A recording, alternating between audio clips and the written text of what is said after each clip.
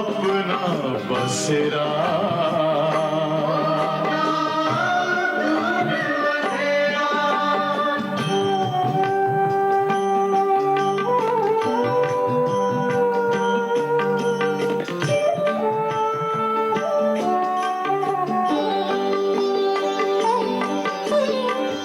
तुम हो आत्मा तन से न्यारे, परमात्मा को प्यारे। दिव्य गुणों को धारण करके योगी बनो दुलारे। ज्योति बिंदु ही तोड़ेगा ये माया मोह का घेरा।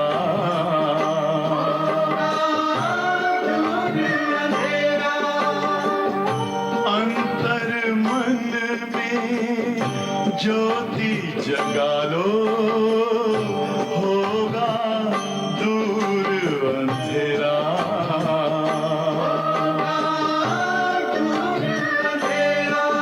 ओम शांति, ओम शांति, ओम शांति।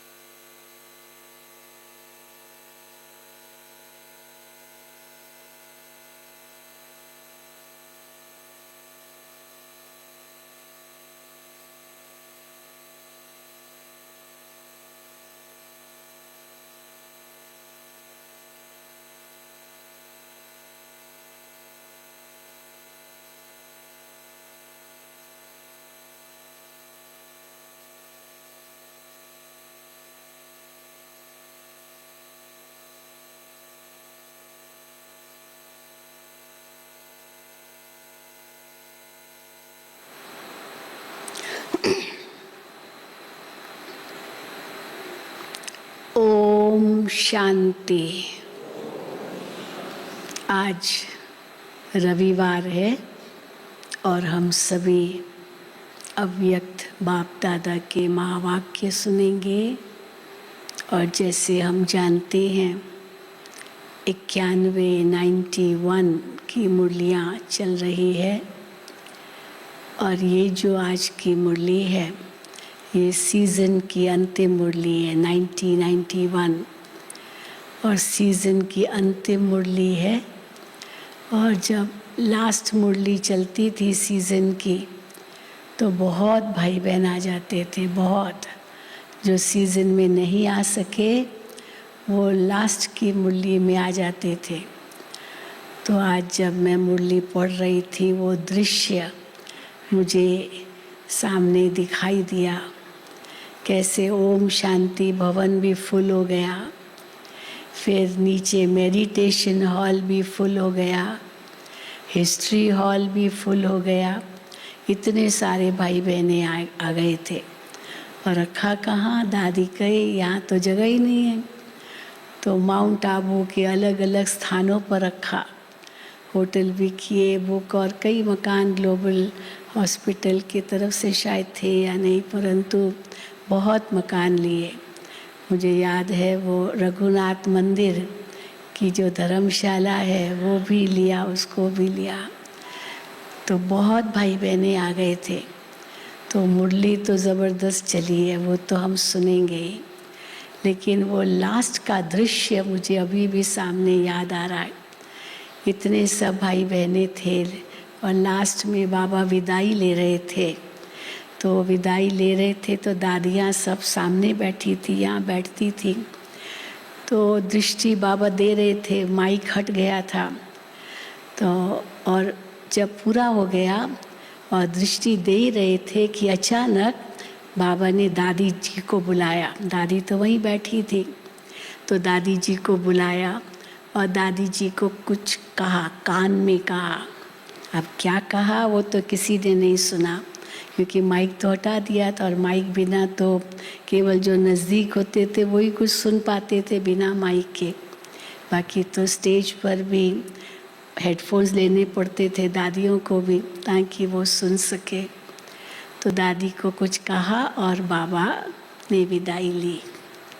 तो एक ड्रामा कैसा था, और दादी को बाबा ने क्या कहा कि आबू में कोई जगह ढूंढो, अभी तो बहुत बच्चे आएंगे और बहुत विस्तार होगा, इसलिए आबू में कोई जगह ढूंढो जहाँ आप मकान बना सको। क्योंकि पांडव भवन तो छोटा था, ओम शांति भवन तो बन गया था, रहने बैठने की तो जगह थी लेकिन रहने की जगह नहीं थी। तो कोई जगह ढूंढो जहाँ मकान बना सको। तो उसके बाद कैसा विचित्र ड्रामा था। अब दादी को ये बताया, बाबा गए और फिर दादी जी ने निर्वैर भाई को बताया। निर्वैर भाई भी यहीं रहते थे कि ऐसे ऐसे बाबा ने मुझे कहा है। अब उसी समय कैसे उसी दिन जो हमारे दूध वाले दूध लेके आते थे, उन्होंने, हमारे वल्लभ भाई थे दूध डिपार्टमेंट के हेड, तो उनको उन्होंने कहा कि हमारे पास ये ज़मीन है, ज्ञान सरोवर की ज़मीन, वो उस समय उनकी थी वो, तो हमारे पास ये ज़मीन है और आप लोग अगर ख़रीदना चाहते हो तो ख़रीद सकते हो। ये 91 की बात है। और उसने आके निर्वैर भाई को बताया, निर्वैर भाई ने दादी जी को बताया, फिर दादी जी ने निर्वैर भाई को कहा जाके देख के आओ। तो निर्वैर भाई गए थे और ज़मीन देख के आए, बहुत पसंद आई, और कैसे फिर इतना बड़ा ये ज्ञान सरोवर बना। तो बाबा ने कि पहले से ही जैसे उन आत्माओं को भी टच किया, और फिर दादी जी को कहा, तो जैसे बाबा ने सब तैयारी कर लिया था, और उसके बाद वो ज्ञान सरोवर की ज़मीन ली। ये 91 की बात है। तो वो दृश्य याद आया, और बाबा ने इसमें कहानी बताई है। ये मत्स्य अवतार की कहानी है। विष्णु के 10 अवतार दिखाते हैं, उसमें पहला अवतार है मत्स्य अवतार। तो उस मत्स्य अवतार की कहानी में बताते हैं कि मनु वो नदी किनारे तपस्या कर रहा था, राजा था, और वो तपस्या कर रहा था, और फिर तपस्या के बाद नदी में नहाने गया, और जैसे नहा रहा था तो उसके हाथ में एक मछली आई, और उस मछली ने कहा कि मेरी रक्षा करो, ये बड़ी मछलियाँ मुझे खा जाएगी, मेरी रक्षा करो। तो उसने क्या किया, अपने कमंडल में डाल दी मछली, और फिर अगले दिन देखा तो मछली इतनी बढ़ गई, तो कहा मुझे इस बड़े पात्र में डालो। फिर बड़े पात्र में डाला, उसके धीरे धीरे इतनी बढ़ती गई, और फिर तो सागर में डालना पड़ा। और फिर उस मछली ने कहा कि अभी 8 दिन के बाद विनाश होने वाला है, सब खत्म होने वाले हैं, और आप इस सृष्टि पर जो भी नर मादा है, चाहे जानवर, चाहे जो भी मनुष्य आदि, ये सब उनका इकट्ठा करो एक नाव में, और मैं 8 दिन के बाद कैसे उस नाव की रक्षा करूँगा, और उसके बाद फिर मनुष्य सृष्टि शुरू होगी, कुछ ऐसी बात है। तो बाबा भी कहते कि देखो पहले कैसे था, फिर कैसे बना, कैसे ये यज्ञ बना, कैसे इतनी वृद्धि हुई। तो हम बताते हैं कि पांडव भवन को बनने में इतने सारे जो मकान लिए, पांडव भवन के लिए को बनने में 30 साल लगे। 30 साल पांडव भवन, लास्ट तो ये सुखधाम था, तो 30 साल लगे। लेकिन उसके बाद जब ज्ञान सरोवर बना तो वो 30 महीने में बना, 30 महीने में हॉल आदि जो भी था सब। और फिर शांतिवन जब बाबा मेरी ज्ञान सरोवर में हॉल में आए उद्घाटन करने, हारमनी हॉल में, बाबा ने कहा ये हॉल तो बहुत छोटा है, आपको तो बड़ा हॉल चाहिए। तो नीचे शांतिवन में तो कुछ मकान थे लेकिन इतना विस्तार नहीं था। तो बाबा ने कहा बड़ा हॉल लो, अब माउंट आबू में तो हॉल मिलेगा नहीं। तो फिर शांतिवन में कैसे वहाँ और विस्तार किया और इतना बड़ा डायमंड हॉल बनाया। तो ये 30 साल लगा और ज्ञान सरोवर 30 महीना लगा और डायमंड हॉल जो बना 30 हफ्ते में बन गया। 30 हफ्ता। तो देखो हाँ, इतना जल्दी विस्तार हुआ और बाबा का ये कार्य उस समय चला। ये सब बाबा ने कैसे प्रेरणाएं दी और ये सब दादी जी ने किया। तो ये भी आज बाबा ने देखो उसका वर्णन किया है, तो मुरली सुनेंगे और वो कहानी भी बाबा ने बताई है तो वो भी सुनेंगे। बाकी जो मुख्य है मुरली, जिसमें बाबा ने आज कहा है कि सफल करो सफलता को पाओ। तो क्या क्या बाबा ने हमें खजाने दिए, कितना भाग्य है हमारा। तो क्या क्या खजाने दिए हैं जिनको हम सफल करते जाएंगे तो हमारी सफलता बढ़ती जाएगी, होती जाएगी। तो सबसे पहले तो बाबा बताते ज्ञान गुण शक्तियाँ, लेकिन ज्ञान गुण शक्तियों के साथ साथ फिर बाबा 4 और खजाने बताते हैं। कौन सा खजाना? समय का खजाना, संकल्पों का खजाना, शक्ति का खजाना आदि आदि। ये तो बाबा ने ये 8 ये सारे खजाने बताए हैं। समय, श्वास, संकल्प और शक्ति, ये 4 खजाने। उनको जितना यूज़ करेंगे, सफल करेंगे, उतने आप सफलता को पाएंगे। वो धन तो खर्च करते हैं, कोई भी खजाना तो खूटता है, ख़त्म होगा, ख़त्म, क्योंकि यूज़ किया। और ये खजाने ऐसे हैं जितना यूज़ करो उतना बढ़ाते जाओ। तो आज सारी मुरली उसी पर है, सुनेंगे बाबा के माँ वाक्य। आज 12/6/2022 है और ये सीज़न की आखिरी मुरली थी 3/4/1991, 3/4/91।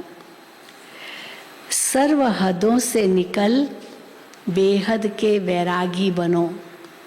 सर्व हदों से निकल बेहद के वैरागी बनो। आज कल्प बाद फिर से मिलन मनाने सभी बच्चे अपने साकारी स्वीट होम मधुबन में पहुंच गए हैं। क्योंकि नए बहुत थे उस सीज़न में जो बाबा के बच्चे बने, उनको तो रोका गया था क्योंकि अब 1 साल तो कम से कम उनको हो और बाबा की अंतिम मुरली थी, तो वो सब नए बहुत आ गए थे बच्चे। तो इसलिए बाबा उन नए बच्चों को कहते हैं आज कल्प बाद फिर से मिलन मनाने सभी बच्चे अपने साकारी स्वीट होम मधुबन में पहुंच गए हैं। साकारी वतन का स्वीट होम कौन सा है? साकारी वतन का स्वीट होम मधुबन ही है, जहाँ बाप और बच्चों का रूहानी मेला लगता है, मिलन मेला होता है। तो सभी बच्चे मिलन मेले में आए हुए हो।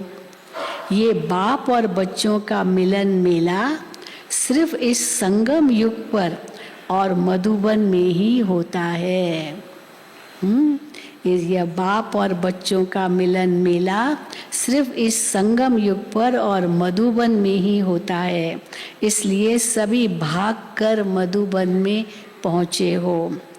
मधुबन बाप दादा का साकार रूप में भी मिलन कराता और साथ साथ सहज याद द्वारा अव्यक्त मिलन भी कराता है। क्योंकि मधुबन धरनी को रूहानी मिलन की साकार रूप में मिलन की अनुभूति का वरदान मिला हुआ है। वरदानी धरनी होने के कारण मिलन का अनुभव सहज करते हो मधुबन में बाबा से मिलन। और कोई भी स्थान पर ज्ञान सागर और ज्ञान नदियों का मिलन मेला नहीं होता। सागर और नदियों के मिलन मेले का यह एक ही स्थान है। ऐसे महान वरदानी धरनी पर आए हो, ऐसे समझते हो। तो तपस्या वर्ष चल रहा था, तो बाबा तपस्या वर्ष के बारे में बताते। तपस्या वर्ष में विशेष इस कल्प में पहली बार मिलन वाले बच्चों को गोल्डन चांस मिला है। कितने लकी हो। अब बाबा हमारा भाग्य गिना रहे हैं। कितने लकी हो, तपस्या के आदि में ही नए बच्चों को एक्स्ट्रा बल मिला है। तो आदि में ही ये एक्स्ट्रा बल आगे के लिए आगे बढ़ने में सहयोगी बनेगा। इसलिए नए बच्चों को ड्रामा में भी आगे बढ़ने का सहयोग दिया है।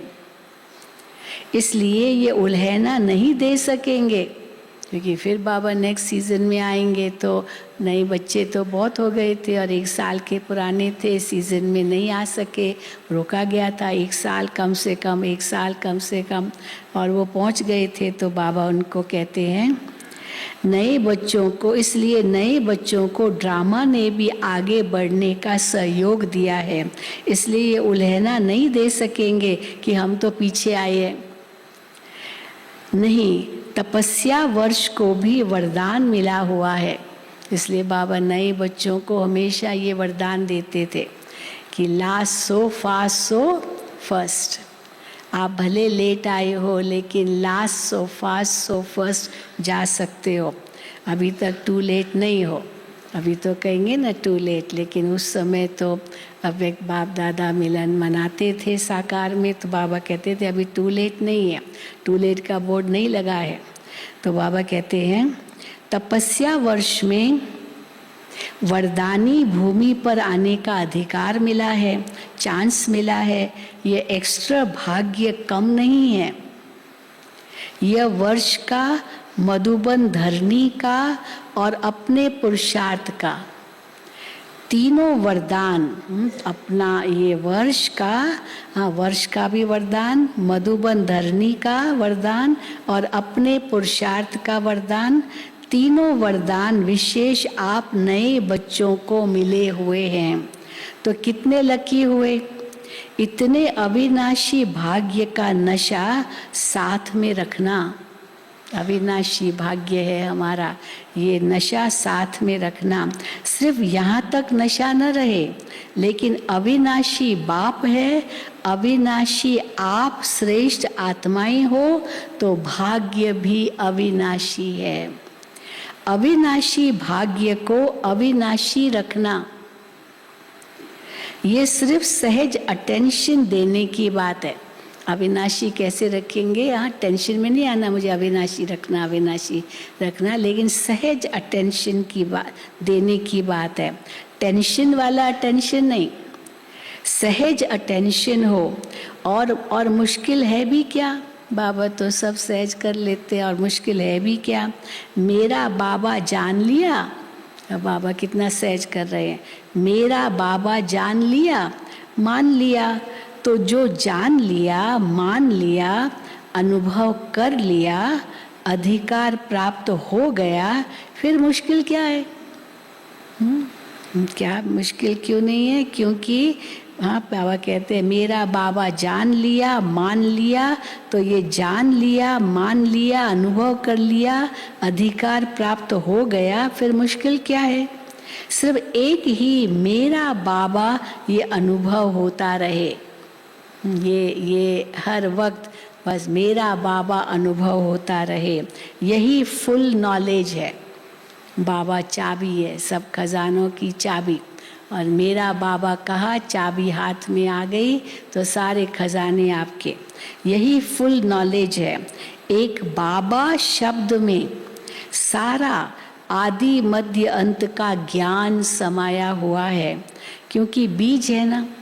अब बीज कोई पकड़ लिया तो वृक्ष तो हाथ में आ ही गया, क्योंकि हाँ एक बाबा शब्द में सारा आदि मध्य अंत का ज्ञान समाया हुआ है, क्योंकि बीज है ना। बीज में तो सारा झाड़ समाया हुआ होता है ना। विस्तार भूल सकता है, लेकिन सार एक बाबा शब्द वो याद रहना मुश्किल नहीं है। सदा सहज है ना, कभी सहज कभी मुश्किल नहीं, ऐसी बात नहीं। हाँ सदा सहज, कभी मुश्किल कभी सहज कभी मुश्किल नहीं। सदा बाबा मेरा है कि कभी कभी मेरा है। सदा ही बाबा मेरा है या कभी कभी मेरा है? क्या कहेंगे माताएं? सदा या कभी कभी बाबा मेरा है? सदा मेरा है। जब सदा बाबा मेरा है तो याद भी सदा सहज है, कोई मुश्किल बात नहीं। भगवान ने कहा आप मेरे, और आपने कहा आप मेरे। भगवान ने कहा आप मेरे और आपने कहा आप मेरे, बाबा को कहा। फिर क्या मुश्किल है? इसलिए विशेष नए बच्चे और आगे बढ़ो। अभी तो आगे बढ़ने का चांस है, अभी फाइनल समाप्ति का बिगुल नहीं बजा है। फाइनल समाप्ति का बिगुल, हाँ बिगुल बजाते हैं ना, इतना ट्रम्पेट कहते हैं इंग्लिश में, बहुत जोर से बजता है। शहनाई अलग चीज़ है, ये बिगुल बहुत जोर से। तो बाबा कहते हैं अभी फाइनल समाप्ति का बिगुल नहीं बजा है, इसलिए उड़ो और औरों को भी उड़ाते चलो। इसकी विधि है, अब कैसे उड़ेंगे और उड़ाते चलेंगे, तो बाबा विधि बता रहे हैं। इसकी विधि है वेस्ट अर्थात व्यर्थ को बचाओ। कई कहते हैं ना फुर्सत नहीं मिलती, तो बाबा कहते हैं फुर्सत नहीं मिलती है तो अलग समय निकालने की ज़रूरत नहीं है। फुर्सत नहीं है तो क्या करेंगे, लेकिन जो आपका व्यर्थ जाता है ना समय, उसको सफल करो। व्यर्थ कितना समय चला जाता है, तो इसलिए बाबा कहते हैं इसकी विधि है वेस्ट अर्थात व्यर्थ को बचाओ। बचत का खाता, जमा का खाता बढ़ाते चलो। बचत का खाता, जमा का खाता बढ़ाते चलो। जो वेस्ट जा रहा है उसकी बचत करो और नया जमा का खाता बढ़ाते चलो। क्योंकि 63 जन्म से बचत नहीं की है, सब गंवाया है। देखो बाबा कहते क्या क्या गंवाया। 63 जन्म से बचत नहीं की है लेकिन गंवाया है। सभी खाते व्यर्थ गंवा कर खत्म कर दिए हैं। सारे खाते, ज्ञान गुण शक्तियाँ, सारा संकल्प श्वास शक्ति सब खत्म कर दिया खाते। सभी खाते व्यर्थ गंवा कर खत्म कर दिया है। अब पहला खाता श्वास का खजाना भी गंवाया। हाँ, ऐसे ही जीवन बर्बाद हो गई। श्वास का खजाना भी गंवाया, संकल्प का खजाना भी गंवाया, समय का खजाना भी गंवाया, गुणों का खजाना भी गंवाया, शक्तियों का खजाना भी गंवाया, ज्ञान का खजाना भी गंवाया। ज्ञान गुण शक्तियाँ, श्वास समय संकल्प, ये सारे खजाने गंवाए। कितने खाते खाली हो गए? 6 तो मुख्य बताए। कितने खाते खाली हो गए? अभी इन सभी खातों को जमा करना है। जमा होने का समय भी अभी है और जमा करने की विधि भी बाप द्वारा सहज मिल रही है। समय भी अभी है, विधि भी बाबा सहज दे रहे हैं। विनाशी खजाने खर्च करने से कम होते हैं पर और खूटते हैं। आपके पास 10 रुपया होगा, 5 रुपया किसको दे देंगे तो आपके पास तो 5 ही बचेगा ना। तो वो जो विनाशी खजाने हैं वो खर्च करने से कम होते हैं, खूटते हैं। और ये सब खजाने जितना स्व के प्रति और औरों के प्रति शुभ वृत्ति से कार्य में लगाएंगे, उसके लिए शुभ वृत्ति चाहिए। तो स्व के प्रति और औरों के प्रति शुभ वृत्ति से कार्य में लगाएंगे, उतना जमा होता जाएगा, बढ़ता जाएगा। यहाँ खजानों को कार्य में लगाना ये जमा की विधि है। यहाँ इन खजानों को कार्य में लगाओ, ये जमा की विधि है। दुनिया में वो जो खजाने हैं धन संपत्ति, वो कार्य में लगाया तो खर्च हो गया, पर यहाँ जितना कार्य में लगाओ उतना जमा। तो बाबा कहते हैं यहाँ खजानों को कार्य में लगाना ये जमा की विधि है। वहाँ रखना जमा करने की विधि है। रखते जाएंगे, धन तिजोरी में भरते जाएंगे। तो वहाँ रखना जमा की विधि है और यहाँ लगाना जमा करने की विधि है। फर्क है ना।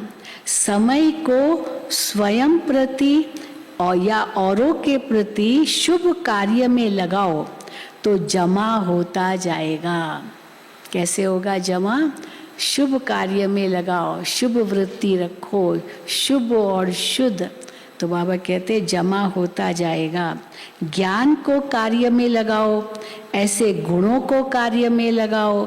हाँ, तो ऐसे गुणों को, शक्तियों को जितना लगाएंगे उतना बढ़ेगा। ये नहीं सोचना, क्या नहीं सोचना, जैसे वो लॉकर में रख देते हैं ना, वो धन भी रख देंगे, सोना चांदी सब रखते हैं लॉकर में, जैसे वो लॉकर में रख देते हैं और समझते हैं बहुत जमा है, ऐसे आप भी अगर सोचो हाँ मेरे बुद्धि में बहुत ज्ञान है, कई समझते हैं, बहुत अभिमान भी दिखाते हैं अपने ज्ञान का, तो वो मेरे बुद्धि में बहुत ज्ञान है, गुण भी मेरे में बहुत है, शक्तियाँ भी मेरे में बहुत है, लॉकअप करके नहीं रखो, वो गुणों को, ज्ञान को, शक्तियों को यूज़ करो। खाली ज्ञान होना ये उसका बाबा कहते हैं फिर मियाँ मिट्ठू हो जाते ना, यूज़ तो करते नहीं, कर्म में तो लाते नहीं, संकल्प वाणी में तो लाते नहीं। तो बाबा कहते हैं कई बच्चे कहते हैं कि सर्व खजाने मेरे अंदर बहुत समाये हुए हैं, लेकिन समाये हुए की निशानी क्या है? कैसे पता चलेगा कि मेरे अंदर ज्ञान है? मैं वो ज्ञान को प्रैक्टिकल में तो यूज़ कर ही नहीं रही हूँ, गुणों को तो प्रैक्टिकल में यूज़ कर ही नहीं रही हूँ, तो मेरे पास है भी, ये भी कैसे पता चलेगा? लेकिन समाये हुए क्या की निशानी क्या है? समाये हुए हैं अर्थात जमा है, तो उसकी निशानी क्या है? जमा है मेरे अंदर, पता है मुझे, तो उसकी निशानी क्या है? स्व प्रति व औरों के प्रति समय पर काम में आए, काम में आए ही नहीं और कहे मेरे पास बहुत जमा है, बहुत जमा है, तो इसको यथार्थ जमा की विधि नहीं कहेंगे। इसलिए अगर यथार्थ विधि नहीं होगी तो समय पर संपूर्णता की सिद्धि भी नहीं मिलेगी, धोखा मिल जाएगा, सिद्धि नहीं मिलेगी।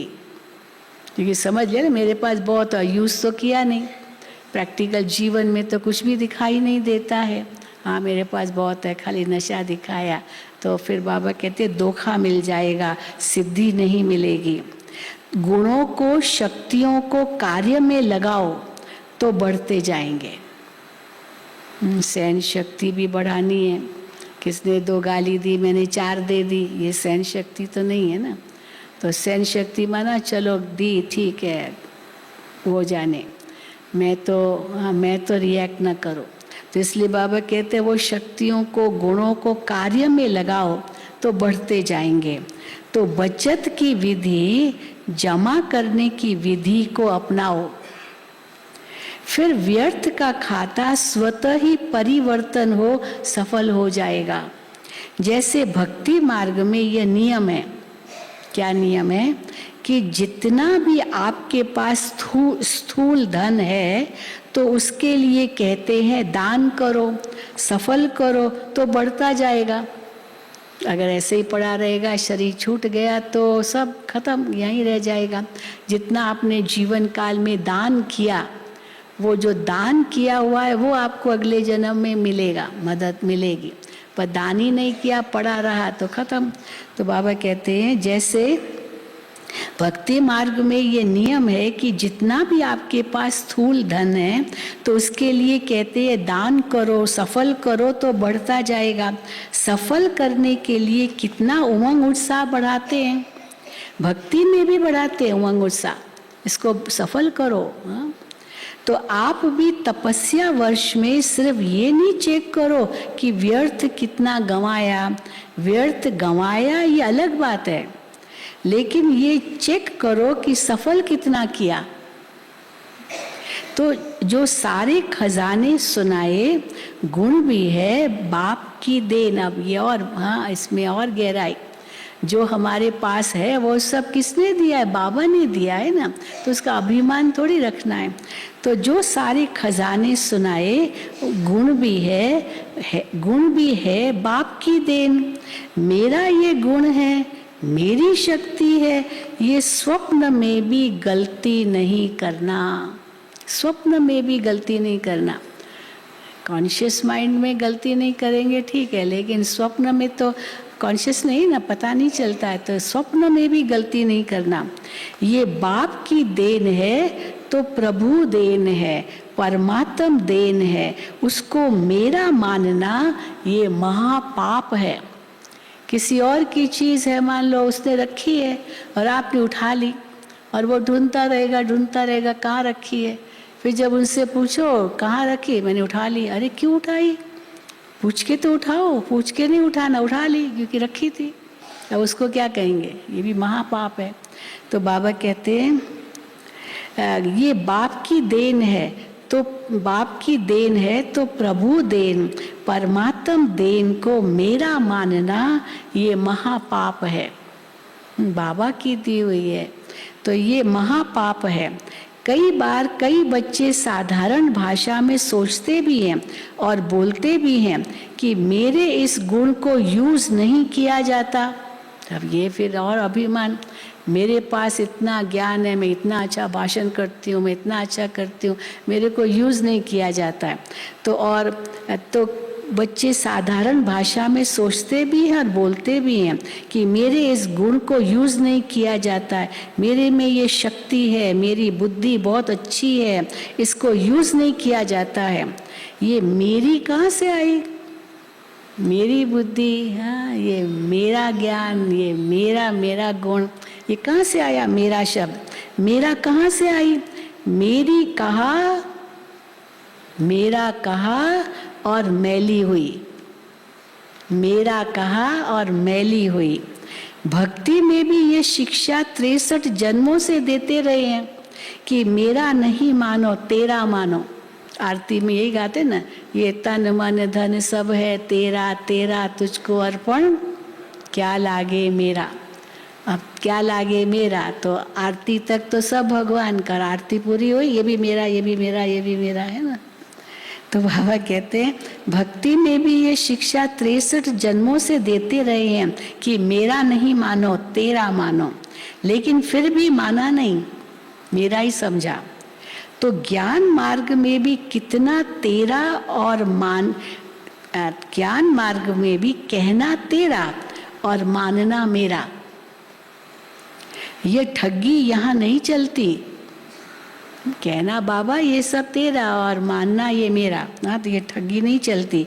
इसीलिए प्रभु प्रसाद को अपना मानना ये अभिमान और अपमान करना है। कितनी बड़ी बात, ये बाबा की देन है मुझे, ये मेरा नहीं है। तो इसीलिए प्रभु प्रसाद को अपना मानना ये अभिमान और अपमान करना है। बाबा का भी जैसे अपमान किया, उनकी चीज़ और उठा ली और फिर बताते भी नहीं, तो जैसे अपमान किया ना उसका, ये अभिमान और अपमान करना है। बाबा बाबा शब्द कहाँ भी भूलो नहीं। बाबा ने शक्ति दी है, बुद्धि दी है, बाबा का कार्य है, बाबा का सेंटर है, बाबा की सब चीज़ें हैं। ऐसे नहीं समझो मेरा सेंटर है, हमने बनाया है, हमारा अधिकार है। हमारा शब्द कहाँ से आया? तो ना मेरा ना हमारा, ये सब किसका? बाबा का। हमारा शब्द कहाँ से आया? आपका है क्या? लेकर आए थे क्या? जन्म जब लिया तो लेकर आए थे क्या? आपका है क्या? गठरी संभाल कर रखी है क्या? अभी और जो समस्या मेरा है, ये गठरी संभाल कर रखी है क्या? कई बच्चे ऐसा नशा दिखाते हैं, हमने सेंटर का मकान बनाया है तो हमारा अधिकार है। मैं यहाँ 10 साल से रह रही हूँ, मेरा हो गया। मकान वाले होते हैं ना, मकान किसको किराए पर दिया, अब वो चलो 10-20 साल रहा, उसके बाद कभी खाली करो। क्यों करूँगा, मैं 20 साल से यहाँ हूँ, हो गया ना, खाली क्यों करो, मेरा हो गया, तो मेरा अधिकार रखते हैं। तो बाबा कहते हैं हमने सेंटर का मकान बनाया तो हमारा अधिकार है, लेकिन बनाया किसका सेंटर? चलो आपने बनाया, परंतु बनाया किसके लिए? बाबा का सेंटर बनाया ना, तो आपका कहाँ से आया? लेकिन बनाया किसका सेंटर? बाबा का सेंटर है ना। तो जब बाबा को अर्पण कर दिया तो फिर आपका कहाँ से आया? मेरा कहाँ से आया? जब बुद्धि बदलती है तो कहते हैं मेरा है। अब बुद्धि बदल गई, माया के वश हो गए तो कहेंगे मेरा है। मेरे मेरे ने ही मैला किया है। फिर मैला होना है क्या? द्वापर युग से तो मेरा मेरा करते आए और मैले होते गया, फिर से मैला बनना है क्या? जब ब्राह्मण बने तो ब्राह्मण जीवन का बाप से पहला वायदा कौन सा है? जब बाबा के बच्चे बने, ब्राह्मण बने, तो पहला वायदा क्या किया बाबा से? नयों ने वायदा किया है या पुरानों ने किया है? केवल नए भी अभी तो पुराने होकर ही आए हो ना, निश्चय बुद्धि का फॉर्म भरकर आए हो ना। तो सबका पहला पहला वायदा है तन मन धन और बुद्धि सब तेरी। ये बुद्धि भी तेरी, मन भी तेरा, हाँ, तन मन धन और बुद्धि सब तेरे। ये वायदा सभी ने किया है? बाबा पूछ रहे हैं, वायदा सभी ने किया है? अब वायदा करने वाले हो, अभी वायदा करने वाले हो तो हाथ उठाओ जो अभी वायदा करेंगे।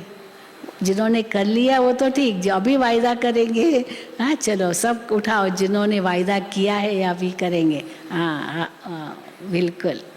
तो अभी वायदा करने वाले हो तो हाथ उठाओ। जो समझते हैं आई वेल के लिए कुछ तो रखना पड़ेगा।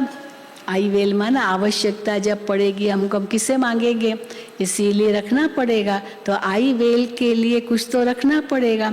सब कुछ बाप को कैसे दे देंगे? कई ऐसे समझते हैं, कुछ तो किनारा रखना पड़ेगा। जो समझते हैं कि ये समझदारी का काम है, थोड़ा अपने लिए अलग से रखना। जो समझते हैं ये समझदारी का काम है वो हाथ उठाओ, थोड़ा रखना अपने लिए। कोई नहीं कुछ किनारे रखा है, चलो कोई नहीं, पर कुछ किनारे रखा है। फिर देखना, हाँ देखना, फिर ये नहीं कहना कि हमको किसने देखा। कई कहते हैं हमको कौन देखता है, मैं जो करूं सो करूं, मेरे हाथ में है सब कुछ। फिर ये नहीं कहना कि हमको किसने देखा, इतनी भीड़ में किसने देखा, हाथ उठाया या नहीं उठाया। बाप के पास टीवी बहुत क्लियर है, बाबा के पास टीवी बहुत क्लियर है, उससे छिप नहीं सकते हो। इसीलिए सोच समझ करके थोड़ा रखना हो, भल रखो। हाँ, बाबा मना नहीं करते, भल रखो। हाँ, बाबा तो कहेंगे ना भाई ठीक है, तुम ऐसे समझते हो कि चाहिए आई वेल के लिए, रखो, तुम्हारी मर्जी, भल रखो। पांडव क्या समझते हैं, थोड़ा रखना है चाहिए। अच्छी तरह से सोचो, जिनको रखना है वे अभी हाथ उठा लो जिनको रखना है वो अभी हाथ उठा लो, बच जाएंगे। क्योंकि बता दिया, सच तो बता दिया ना कि हाँ मुझे रखना है, तो बच जाएंगे। नहीं तो ये समय, ये सभा, ये आपका कांध का हिलाना, हाँ, ये सब दिखाई देगा धर्मराजपुरी में। हाँ, ये सब बाबा दिखाएंगे। कभी भी मेरापन नहीं रखो, कभी भी मेरापन नहीं रखो। बाप कहा और पाप गया, और बाप भूला और पाप आया। हाँ, ऐसे ही कहेंगे ना, बाप कहा और पाप गया। बाप नहीं कहते तो पाप हो जाता है। पाप के वश होते फिर बुद्धि काम ही नहीं करती है। अब पाप के वश हुए, बाप का नहीं समझा, मेरा समझा, तो पाप के वश हुए, फिर बुद्धि काम नहीं करती है। कितना भी समझाओ कहेंगे नहीं ये तो राइट है, मैं ही सही हूँ, दूसरे सब गलत है, मैं ही सही हूँ। और फिर आर्ग्यू इतना करेंगे, बात मत पूछो, मैं ही सही हूँ। तो हम कई बार कहते हैं आपको तो वकील बनना चाहिए था, क्यों ब्रह्मा कुमारी बने? हाँ, वकील बन, क्योंकि वकील आर्ग्यू करने में बहुत होशियार होते हैं ना। तो बाबा कहते हैं कितना भी समझाओ कहेंगे नहीं ये तो राइट है, ये तो होना ही है, ये तो करना ही है। बाप को भी रहम पड़ता है। अभी बाबा क्या करेगा, रहम करेगा, और क्या करेगा बाबा? बाप को भी रहम पड़ता है, क्योंकि उस समय पाप के वश होते हैं। उस समय बाप याद नहीं है, पाप के वश होते हैं। बाप भूल जाता है तो पाप आ जाता है, और पाप के वश होने के कारण फिर क्या होता है?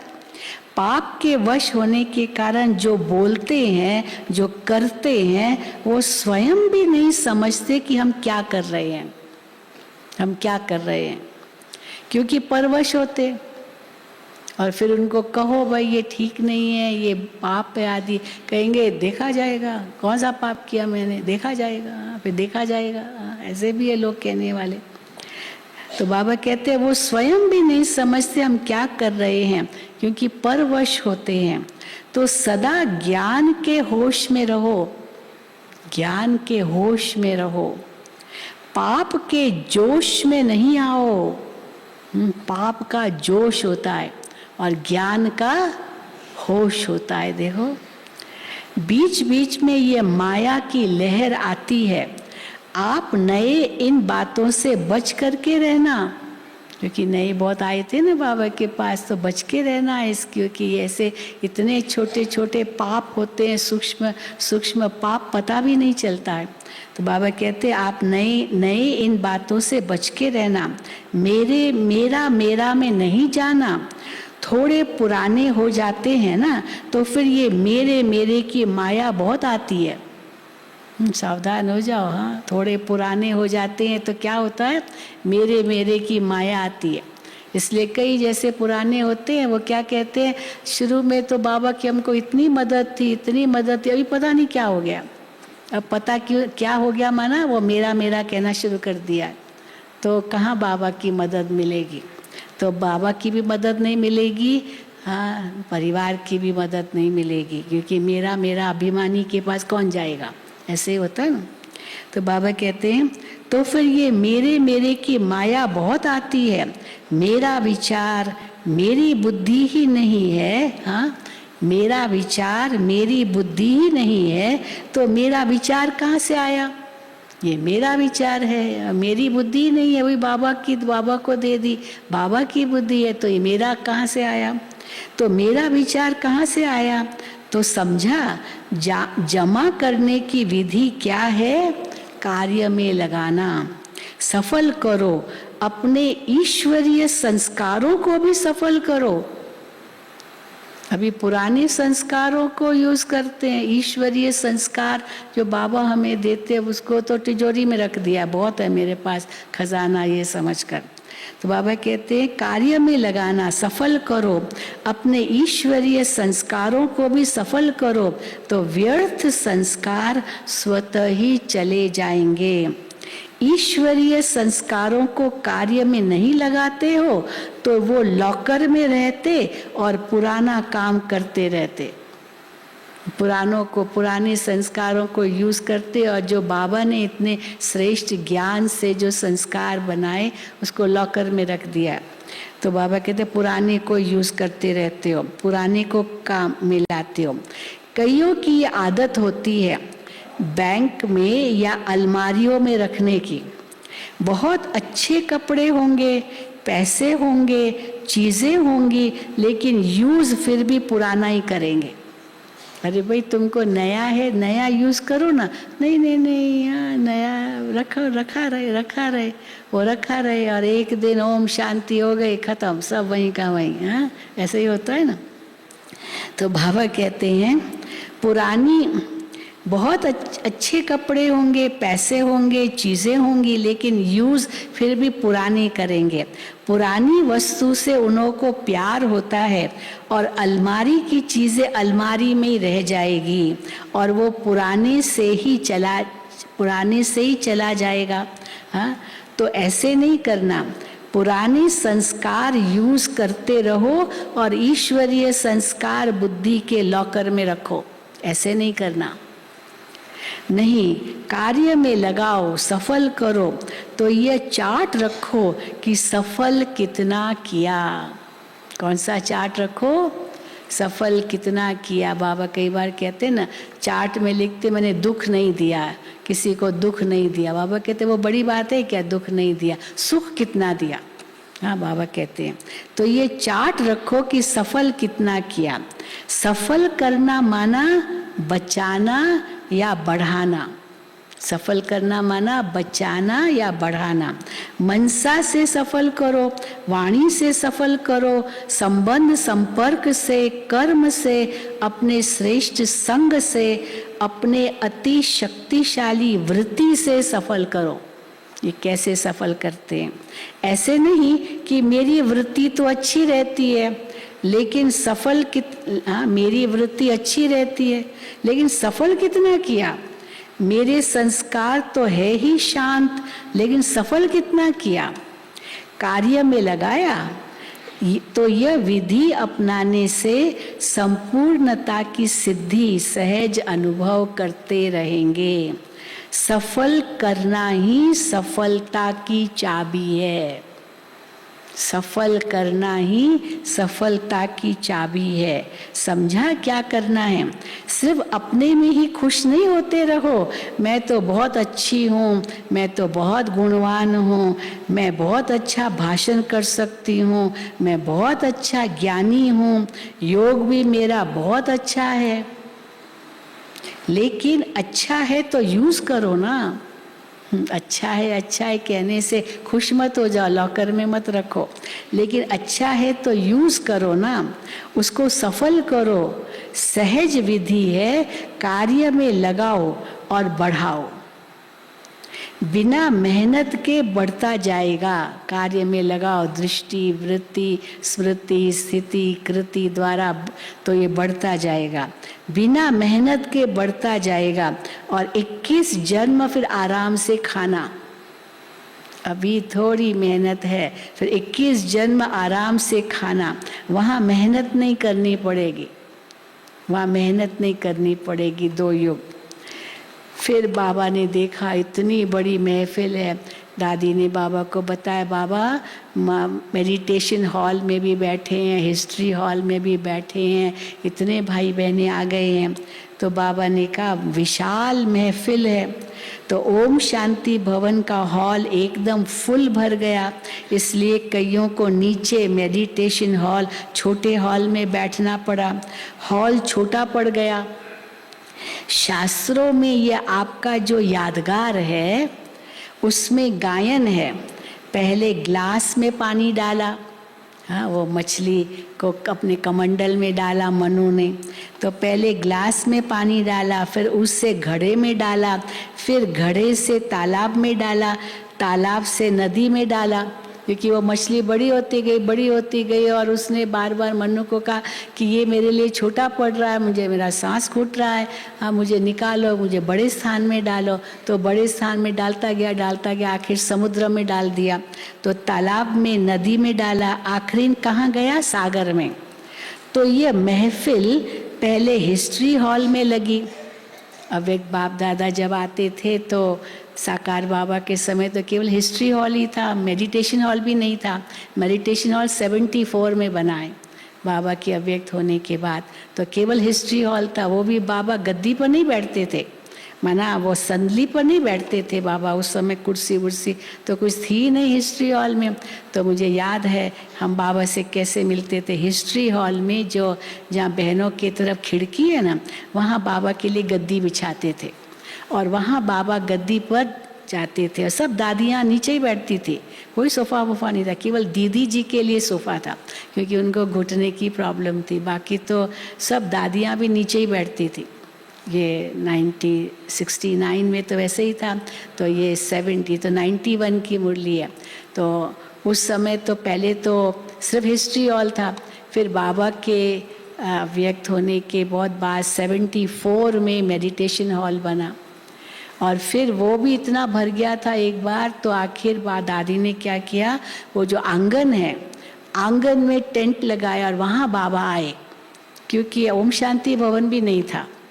तो आंगन में बाबा आए तो शाम को बाबा की मुरली चली उसमें, और फिर सब हटा दिया और भोजन भी वहीं होता था आंगन में। वो बड़ा डाइनिंग हॉल भी नहीं था। ये सब बातें यार एकदम सामने आ गई।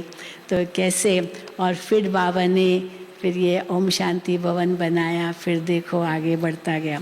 तो बाबा कहते हैं तो फिर सागर में तो यह महफिल पहले हिस्ट्री हॉल में लगी, फिर मेडिटेशन हॉल में लगी, अभी ओम शांति भवन में लग रही है, अब फिर कहाँ लगेगी? अब फिर कहाँ लगेगी? हाँ, लेकिन इसका मतलब ये नहीं है कि साकार मिलन के बिना अव्यक्त मिलन नहीं मना सकते हो। इसका मतलब ये नहीं है कि अगर बाप दादा नहीं आए, हाँ, साकार में नहीं, तो आप अव्यक्त मिलन नहीं मना सकते हो, ऐसी बात नहीं है। तो अगर साकार मिलन के बिना अव्यक्त मिलन नहीं मना सकते हो, ऐसी बात नहीं है। अव्यक्त मिलन मनाने का अभ्यास समय प्रमाण बढ़ाना ही है और बढ़ना ही है। हाँ, बढ़ना भी है और बढ़ाना भी अव्यक्त मिलन, क्योंकि बाबा कहते थे ये भी कब तक, ये तो दादियों ने रहम दिल होकर आप सबके ऊपर विशेष रहम किया है। दादी मना करे मत आओ, नहीं दादी हम आएंगे, भले हमको पट में सुलाओ, हमको कहाँ भी सुलाओ, परंतु हम आएंगे।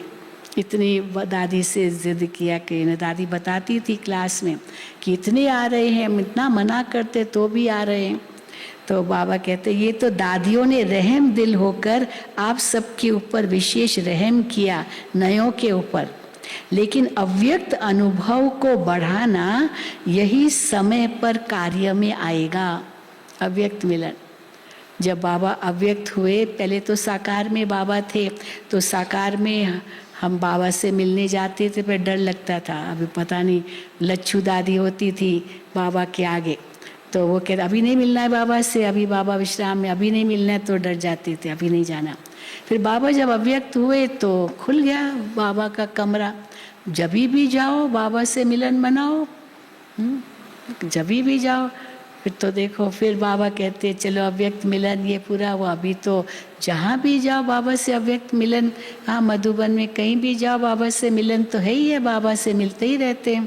तो इसलिए बाबा कहते हैं अव्यक्ति मिलन मनाने का अभ्यास समय प्रमाण बढ़ना ही है और बढ़ाना ही है। ये तो दादियों ने रहम दिल होकर आप सबके ऊपर विशेष रहम किया है, नयों के ऊपर। लेकिन अव्यक्त अनुभव को बढ़ाना यही समय पर कार्य में आएगा। देखो, नई नई बच्चों के लिए ही बाप दादा विशेष ये साकार में मिलन का पाठ अब तक बजा रहे हैं। अभी भी कई भाई बहनें आए, उन्होंने अव्यक्त बाबा का मिलन भी नहीं अनुभव किया है, तो उनको हम कहते थे ये जूम बच्चे हैं, जूम बच्चे, जूम से निकले, जूम से 7 दिन का कोर्स किया और मधुबन में आए। तो बाबा कहते हैं हाँ, तो ये बाप दादा विशेष ये साकार में मिलन का पाठ अब तक बजा रहे हैं, लेकिन ये भी कब तक, ये अव्यक्त मिलन भी कब तक। सभी, हाँ, फिर बाबा ने पूरा किया, सभी खुश राजी हो, संतुष्ट हो, बाहर रहने में भी संतुष्ट हो। आबू के अलग अलग मकानों में रहे, बाहर होटलों में रहे, धर्मशालाओं में रहे, तो बाबा पूछते हैं सब संतुष्ट हो बाहर रहने में भी। ये भी ड्रामा में पार्ट है। जब कहते हो सारा आबू हमारा होगा, तो वो कैसे होगा? पहले आप चरण तो रखो, वहाँ रहेंगे तब तो आबू आपका होगा। फिर अभी तो धर्मशाला नाम है, वो फिर अपना हो जाएगा। देखो, विदेश में अभी ऐसे होने लगा है, विदेश में ऐसे होने लगा। क्या चर्च इतने नहीं चलते हैं तो बीके को दे दिया है। हमारे ऐसे बहुत सेंटर्स है, खास करके सैन फ्रांसिस्को का सेंटर, अमेरिका में सैन फ्रांसिस्को का सेंटर है, वो एक चर्च था, ने पगोड़ा था, बोधियों का पगोड़ा था, तो वो अभी नहीं चल रहा था, कोई आते नहीं थे, तो ब्रह्मा कुमारियों ने खरीद लिया। फिर न्यूयॉर्क का जो बाबा का सेंटर है, हार्मनी हाउस, वो सेंटर भी पहले चर्च था, पूरा चर्च का वो सब जैसे था, और वो बाबा के बच्चों ने खरीद लिया। तो ऐसे भी और भी कई स्थान होंगे जो बाबा के बच्चों ने खरीद लिए। न्यू जर्सी में भी, वो न्यू जर्सी का भी एक बहुत बड़ा चर्च था यूएसए में, न्यूयॉर्क के पास, वो भी बाबा ने खरीद लिया।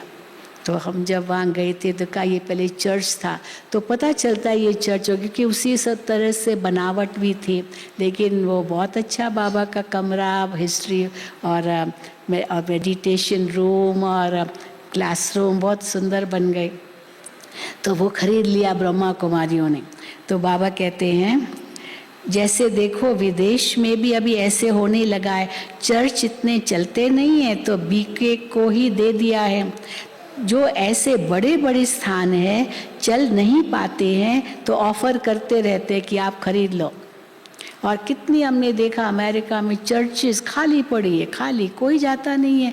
मुश्किल से 2-4 गए और हो गया, क्योंकि मनुष्यों के बाद टाइम ही कहाँ है। तो बाबा कहते हैं जो ऐसे बड़े बड़े स्थान हैं चल नहीं पाते तो ऑफर करते हैं ना, तो ब्राह्मणों के चरण पड़ रहे हैं जगह जगह पर। इसमें भी राज है, ब्राह्मणों के चरण पड़ रहे हैं जगह जगह पर, इसमें भी राज है। ब्राह्मणों को रहने का ड्रामा में पार्ट मिला है, तो सारा ही अपना जब हो जाएगा फिर क्या करेंगे? जब सारा ही अपना हो जाएगा फिर क्या करेंगे? आपको ऑफर करेंगे, आप संभालो, संभालो, हम नहीं संभाल सकते, आप संभालो, हमें भी संभालो, यहाँ तक कह देंगे हमें भी संभालो। आए थे जब ये संत महात्मा आए थे, कहा दादी जी को, कहते दादी जी आपने क्या, आप कैसे ये चला रहे हैं इतना सब, आप हमारा ये आश्रम ले लो, आप संभालो, हमको भी आप ही संभालो, ऐसे भी किसी ने कहा। तो बाबा कहते हैं आपको ही ऑफर करेंगे कि आप संभालो, हमें भी संभालो, आश्रम भी संभालो। जिस समय जो पाठ मिलता है उसमें राजी रह करके पाठ बजाओ। अच्छा, चारों ओर के सर्व मिलन मनाने के, ज्ञान रत्न धारण करने के, चात्रक आत्माओं को आकार रूप में व साकार रूप में मिलन मेला मनाने वाली श्रेष्ठ आत्माओं को, सदा सर्व खजानों को सफल कर सफलता स्वरूप बनने वाली आत्माओं को, सदा मेरा बाबा और कोई हद का मेरापन अंश मात्र भी न रखने वाले ऐसे बेहद के वैरागी आत्माओं को, सदा हर समय विधि द्वारा संपूर्णता की सिद्धि प्राप्त करने वाले बच्चों को बाप दादा का याद प्यार और नमस्ते। हम रूहानी बच्चों की रूहानी बाप दादा को याद प्यार, गुड मॉर्निंग और नमस्ते। फिर दादियों से मुलाकात, थोड़ा सा छोटा सा है। सदैव कोई नई सीन होनी चाहिए ना, नई सीन, सबको कहाँ रखा, सदैव कोई नई सीन होनी चाहिए ना। ये भी ड्रामा में नई सीन थी जो रिपीट हुई। ये सोचा था कि ये हॉल भी छोटा हो जाएगा, ओम शांति भवन भी छोटा हो जाएगा, कभी ये सोचा था? सदा एक सीन तो अच्छी लगती नहीं, कभी कभी की सीन अच्छी लगती है। ये भी एक रूहानी रौनक है ना। इन सभी आत्माओं का संकल्प पूरा होना था। अब ये सब कहीं हम आएंगे तो ये संकल्प पूरा होना था, इसलिए ये सीन हो गई। यहाँ से छुट्टी दे दी, भल आओ, तो क्या करेंगे? अभी तो नए और बढ़ने हैं, बहुत नए आएंगे, और पुराने तो पुराने हो गए। जैसे उमंग से आए हैं वैसे अपने को सेट किया है, ये अच्छा किया है, सब ने अपने आप को सेट किया है। विशाल तो होना ही है, कम तो होना है ही नहीं।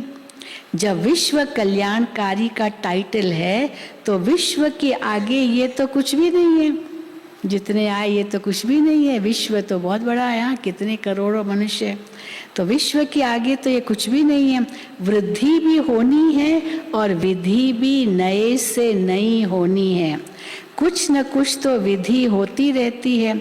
अभी वृत्ति पावरफुल होगी, तपस्या द्वारा वृत्ति पावरफुल हो जाएगी, तो स्वतः ही वृत्ति द्वारा आत्माओं की भी वृत्ति चेंज होगी। अच्छा, आप सब सेवा करते थकते तो नहीं हो ना?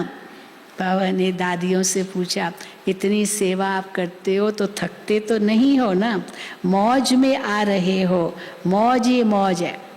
सबने कहा नहीं बाबा, मौज ही मौज है। हाँ, मौज ही मौज है। अच्छा, वरदान, श्रेष्ठ कर्म द्वारा दुआओं का स्टॉक जमा करने वाले चैतन्य दर्शनीय मूर्त भव। श्रेष्ठ कर्म द्वारा दुआओं का स्टॉक जमा करने वाले चैतन्य दर्शनीय मूर्त भव। जो भी कर्म करो उसमें दुआएं लो, जो भी कर्म करो उसमें दुआएं लो और दुआएं दो। श्रेष्ठ कर्म करने से सबकी दुआएं स्वतः मिलती है। सबके मुख से निकलता है कि ये तो बहुत अच्छे हैं, वहाँ उनके कर्म ही यादगार बन जाते हैं। भल कोई भी काम करो लेकिन खुशी लो और खुशी दो, दुआएं लो दुआएं दो। जब अभी संगम पर दुआएं लेंगे और देंगे तब आपके जड़ चित्रों द्वारा भी दुआ मिलती रहेगी और वर्तमान में भी चैतन्य दर्शनीय मूर्त बन जाएंगे। स्लोगन, सदा उमंग उल्लास में रहो तो आलस्य खत्म हो जाएगा। सदा उमंग उल्लास में रहो तो आलस्य खत्म हो जाएगा। अच्छा, ओम शांति, ओम शांति। कल से तो बट्ठी शुरू है, राजकोट के भाई बहने आने वाले हैं, लेकिन कई तो आज ही आ रहे हैं। राजकोट के भाई बहने कोई आ भी गए हैं क्या? राजकोट के भाई बहने कोई आ गए? नहीं, आ जाएंगे, लेकिन आने का दिन तो कल है, क्योंकि कल शाम से बट्ठी है। लेकिन कुछ सुनाया कि आज ही आ रहे हैं। ये ग्लोबल हॉस्पिटल से कुछ सूचना आई है। ग्लोबल हॉस्पिटल में आप जानते हैं वहाँ ब्लड बैंक है, तो उस ब्लड बैंक में कई अपना